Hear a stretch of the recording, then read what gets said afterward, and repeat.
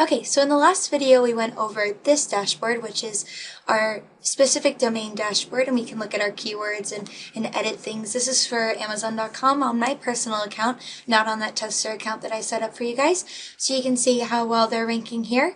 Now we're going to go up into the next upper level, which is actually our accounts and looking at all of our domains that we're tracking. So our account level and looking at that. So instead of scrolling over to domains and clicking on a domain, I'm actually just going to click on the word domains to get to our domains dashboard.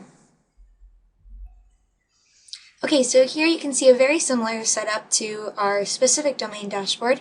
We can see that we can change the date up here in the top left-hand corner. We can also change the since added. We can filter our domains, so I can look up Amazon really quickly, and we can filter also by tag. So if I want to look up anything I'm tracking locally, for instance. And to delete those, we just hit the backspace on those. Next, what we can do is select all of our domains. If we wanted to group or ungroup all of our domains at once, we can go ahead and do that. Don't recommend it for all at once. We can also delete all of our domains, so if we wanted a complete new slate. What I recommend is grouping domains that you're tracking together. So here we can see that I'm tracking for Eastside Stomp. They're a client of mine, and they're a Lindy Hop studio here in Seattle. And I'm tracking their competitors all in one group. So I have Eastside Stomp and I have Eastside Stomp's competitors. So to do this, I can go ahead and scroll down to my ungrouped domains, and I can group together, let's say, my two personal websites. Grab those, select both of those, and hit group.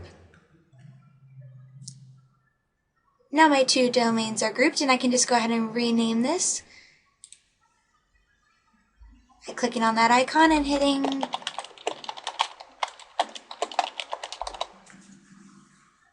Tori Cushing's website. It also gives you a preview of the domains that you're going to group.